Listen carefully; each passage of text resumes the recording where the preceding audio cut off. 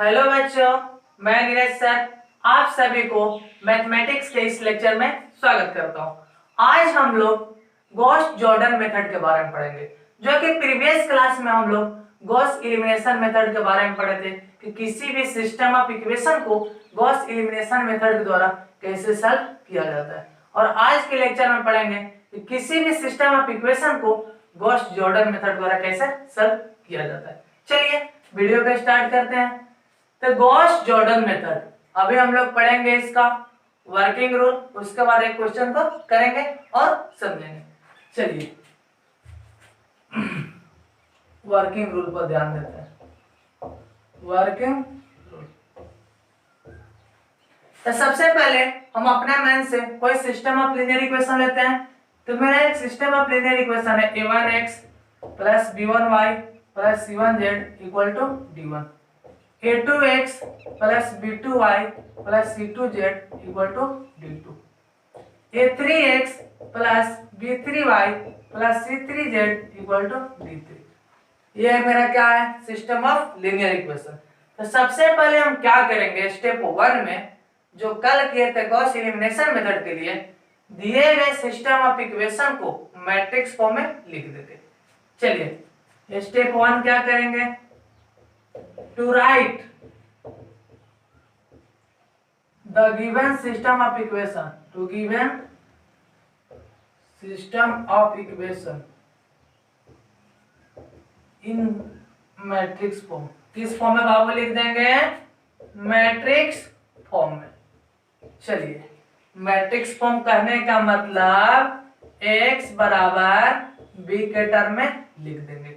जो मेरा a क्या है, coefficient of x y and z। x क्या है, वेरिएबल टर्म x y और z। मेरा b क्या है बाबू, कांस्टेंट टर्म। चलिए लिख लेते हैं, a1 b1 c1 a2 b2 c2 a3 b3 c3। चलिए x का जगह क्या हो जाएगा, x y z। b का जगह मेरा क्या हो जाएगा बाबू, d1 d2 d3। यहां तक कोई दिक्कत नहीं होना चाहिए। अब हम लोग सेकेंड स्टेप क्या करेंगे, जो गॉस एलिमिनेशन मेथड में ही करते थे, इसको ऑगमेंटेड मैट्रिक्स फॉर्म में चेंज कर देंगे। चलिए to transform the matrix form into augmented matrix form, into augmented matrix form. कहने का मतलब C equal to A into B के टर्म में क्या कर लेंगे, चेंज कर लेंगे। चलिए तो इसको ऑगमेंटेड मैट्रिक्स फॉर्म में लिख लेते हैं। तो C इक्वल टू मेरा हो जाएगा, चलिए A के जगह मेरा कितना है बाबू, A1 B1 C1 A2 B2 C2 A3 B3 C3। चलिए D1 D2 D3 B के जगह, यहाँ तो कोई दिक्कत नहीं होना चाहिए। और सबसे जो मेरा तीसरा स्टेप है वही गॉस जॉर्डन मेथड के लिए इंपॉर्टेंट है। मेरा तीसरा स्टेप क्या है, तो जो ऑगमेंटेड फॉर्म में आ गया उसको चेंज कर देना है नॉर्मल फॉर्म में। किसमें फॉर्म चेंज करना है बाबू, नॉर्मल फॉर्म। चलिए बताते हैं नॉर्मल फॉर्म क्या होता है। Step 3 to change the augmented matrix form, to transform the augmented matrix form into किस फॉर्म में बाबू, normal form, into normal form. कहने का मतलब बाबू फिर समझते हैं। चलिए C को चेंज कर लेना है पहले, A1 B1 C1 A2 B2 C2 A3 B3 C3। चलिए D1 D2 D3। और अब हम लोग समझते हैं कि नॉर्मल फॉर्म क्या होता है। जो सबसे इंपॉर्टेंट मेरा है वही नॉर्मल फॉर्म। नॉर्मल फॉर्म कहने का मतलब डायगोनल वाले टर्म को एक करना, डायगोनल वाले टर्म को एक करना तथा उसके नीचे और ऊपर वाले टर्म को जीरो करना, यही मेरा कहलाता है normal form of the matrix. एक बार फिर समझते हैं, डायगोनल वाले टर्म को एक करना और उसके नीचे और उसके ऊपर वाले टर्म को जीरो करना, वही मेरा क्या कहलाता है बाबू, normal form of the matrix. उसके बाद क्या करेंगे, इक्वेशन को फाइंड करके सॉल्व कर लेंगे। चलिए step 4, to find the equation and solving. क्या कर लेंगे बाबू, इक्वेशन को फाइंड करके सॉल्व कर लेंगे। ये मेरा हुआ working rule of Gauss Jordan method. पुनः एक बार फिर समझते हैं। सबसे पहले सिस्टम ऑफ इक्वेशन को मैट्रिक्स फॉर्म में लिख लेंगे, यहाँ तो कोई दिक्कत नहीं होना चाहिए। पुनः मैट्रिक्स फॉर्म को ऑगमेंटेड मैट्रिक्स फॉर्म में चेंज कर लेंगे। उसके बाद ऑगमेंटेड मैट्रिक्स फॉर्म को नॉर्मल फॉर्म में चेंज करेंगे। नॉर्मल फॉर्म कहने का मतलब डायगोनल वाले टर्म को एक करना और उसके नीचे और उसके ऊपर वाले टर्म को कितना करना बाबू, जीरो करना, यही मेरा क्या कहलाता है, normal form of the matrix. उसके बाद क्या कर लेंगे, इक्वेशन को फाइंड करेंगे और क्या सॉल्व कर लेंगे। चलिए एक क्वेश्चन लेते हैं और सॉल्व करते हैं।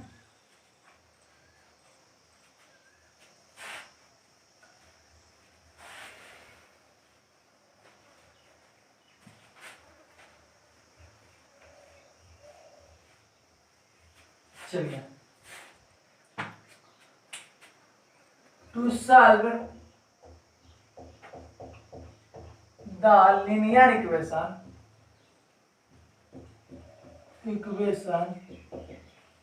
Bye Gauss Jordan method. चलिए, मेरा सिस्टम ऑफ इक्वेशन क्या है बाबू, तो मेरा सिस्टम ऑफ इक्वेशन है 6x minus Y plus Z equal to 13 है, x plus Y plus Z equal to 9 है। चलिए, और मेरा है 10x plus Y minus Z equal to कितना है, 19। यहाँ तो कोई दिक्कत नहीं होना चाहिए। ये मेरा क्या है, एक given system of linear equation है। इसको किस में फॉर्म में चेंज करेंगे, स्टेप 1 में मैट्रिक्स फॉर्म में। चलिए तो स्टेप 1 अपनाते हैं, to transform in matrix form, matrix form of given system of equation. चलिए बाबू, इसको किस में चेंज कर लेते हैं, x इक्वल टू बी के टर्म में चेंज कर लेते हैं। चलिए बाबू, a का मतलब कोफिशिएंट x y z का, तो सबसे पहले हम कल के लेक्चर में पढ़े थे कि सबसे पहले उस इक्वेशन को लिखेंगे जिसमें मेरा x का कोफिशिएंट कितना हुआ, 1। उसे लिखने से क्या होता है, सॉल्व में थोड़ा आसानी मिलती है। चलिए तो सबसे पहले इस इक्वेशन को लिखते हैं, तो कितना है बाबू, 1 1 1। उसके बाद कोई लिख सकते हैं। चलिए तो उसके बाद ऊपर वाले को लिखते हैं 6 माइनस 1 1। उसके बाद नीचे वाले को लिख लेते हैं 10 1 माइनस 1। चलिए उसके बाद x को लिख लेते हैं x y z। उसके बाद d को लिख लेते हैं। चलिए तो उसके बाद पहले 9, उसके बाद 13, उसके बाद कितना 19। यहाँ तो कोई दिक्कत नहीं होना चाहिए। अब क्या कर लेंगे, जो ये मेरा मैट्रिक्स फॉर्म है उसको चेंज कर लेंगे ऑगमेंटेड मैट्रिक्स फॉर्म में। चलिए step 2, transform into augmented matrix form. कहने का मतलब C बराबर A इंटू बी के टर्म में क्या कर लेंगे बाबू, चेंज कर लेंगे। चलिए चेंज करते हैं हम लोग, तो मेरा C बराबर हो जाएगा A। A का जगह कितना है, जो कहते हैं 1 1 1, 6 माइनस 1 1, 10 1 माइनस 1। चलिए यहाँ तो कोई दिक्कत नहीं होना चाहिए। और मेरा कितना है B, तो हो जाएगा 9, 13, 19। यहाँ तो कोई दिक्कत नहीं होना चाहिए। अब इसको किस फॉर्म में चेंज करना है? Normal form. कहने का मतलब डायगोनल वाले टर्म को 1 करना है और उसके नीचे और ऊपर वाले टर्म को कितना करना है? 0 करना है। वही मेरा होता है normal form of the matrix. चलिए तो अप्लाई करते हैं हम लोग। चलिए apply R2 minus 6R1 and R3 minus 10R1। यहाँ तो कोई दिक्कत नहीं होना चाहिए। R2 में से 6R1 में गुणा कर घटा लेंगे और R3 का जगह पर लिखेंगे R3 में से 10R1 को गुणा कर घटा लेंगे। चलिए तो मेरा C आ जाएगा बाबू। चलिए ऊपर वाले टर्म जो कहते हो 1 1 1 9, नीचे वाला 6 में से कितना घटाना है? 6R1, तो कितना हो जाएगा बाबू? 0। चलिए -1 कितना घटाना है? -6 -7। 1 -6 कितना हो जाएगा बाबू? -5। चलिए 13 नक्षत्र 54 घटेगा तो हो जाएगा -41। यहाँ तो कोई दिक्कत नहीं होना चाहिए। फिर कर लेते हैं 10 - 10R1, 10 में 10 गया 0। चलिए 1 - 10 कितना हो जाएगा? -9। चलिए -1 - 10 -11। चलिए 19 -10 9 90 -71। यहाँ तक कोई दिक्कत नहीं होना चाहिए। हम क्या किए? हमको डायगोनल वाले टर्म को कितना करना है? 1 करना है और इस टर्म को कितना करना है? 0 करना है। अभी चलिए अगला हम स्टेप अपनाते हैं। इस टर्म को क्या करना है? 1 करना है। क्या करना है? 1 करना है। इस टर्म को 1 करने के लिए हम क्या अपनाते हैं? देखिए अप्लाई R3 माइनस R2 और रिप्लेस करते हैं। R3 के जगह पर लिख लेंगे R2 को। R2 को किसका जगह पर? R3 के, और R3 को किसका जगह पर? R2 की जगह पर रिप्लेस कर लिए। चलिए आगे चलते हैं। R1 जो होगा 1 1 1 9। चलिए आगे क्या है? R3 को किसका जगह पर लिखना है? R2 की जगह पर लिखना है। किसमें से? R3 - R2। 0 में 0 क्या बाबू? 0। -9। चलिए -9 प्लस कितना?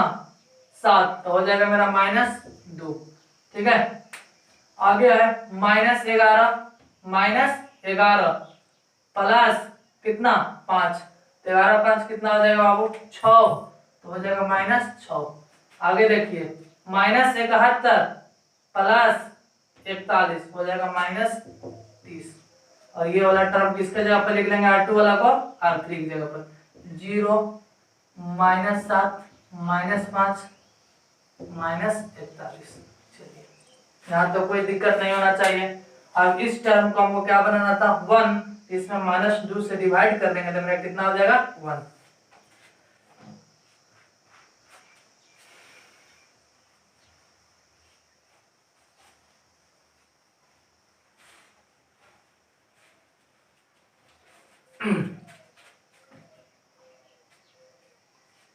चलिए हम क्या अप्लाई करते हैं बाबू? इस टर्म को 1 करना है तो R2 में अप्लाई कर देते हैं R2 बाई -2 का। यहाँ तो कोई दिक्कत नहीं। चलिए जो करते हैं पहले लिख लिया 1 1 1 9। ठीक है। चलिए उसके बाद मेरा क्या करना है? R2 में कितना से डिवाइड करना है? -2 से। तो करेंगे तो कितना हो जाएगा? जो कहते हैं 0। इसको करेंगे तो कितना हो जाएगा बाबू? 1। इसको करेंगे तो कितना हो जाएगा बाबू? 3। इसको करेंगे तो कितना हो जाएगा? 15। ये जो कहते हैं 0 -7 -5 -41। यहाँ तो कोई दिक्कत नहीं होना चाहिए। अब हम लोग क्या करना है? इस टर्म को क्या बनाना है बाबू, जीरो बनाना है। तो इस टर्म को जीरो बनाने के लिए हम लोग क्या करते हैं, इस टर्म को क्या कर लेते हैं, यूज कर लेते हैं। तो अप्लाई करते हैं, चलिए R3 to R3 plus 7R2, कोई दिक्कत नहीं। चलिए ऊपर वाले टर्म जो कहते हैं 1 1 1 9, नीचे वाले टर्म ये भी जो का 0 1 3 15। इसमें क्या किए हैं बाबू, R3 पर कितना जोड़े हैं 7R2, मल्टीपल करेंगे तो जो कहते हैं कितना रह जाएगा 0, -7 प्लस 7 कितना हो जाएगा 0, -5 प्लस 7 × 3 21, तो -5 प्लस 21 कितना हो जाएगा, -5 प्लस 21 16, ठीक है। चलिए -41 प्लस 105 कितना हो जाएगा 64। ये टर्म मेरा क्या हो गया, नीचे वाले अपर डायगोनल टर्म कितना मिल गया 0, और इस डायगोनल कितना करना है 1, तो 16 से क्या कर देते हैं, डिवाइड कर देते हैं। चलिए अप्लाई क्या कर देते हैं, R3 में अप्लाई करते हैं R3/16 से। चलिए अप्लाई कर लीजिए 1 1 1 9। चलिए ये जो कहते हैं 0 1 3 15। चलिए 0 0 16 से भाग दिए 1 16 चौका 64। यहाँ तक कोई दिक्कत नहीं होना चाहिए। अब हम लोग क्या करना है बाबू, इस टर्म को इस टर्म और इस टर्म को क्या करना है, जीरो कर देना है। फिर मेरा क्या हो जाएगा, एक इक्वेशन आएगा उसको क्या कर लेंगे, सॉल्व कर लेंगे। चलिए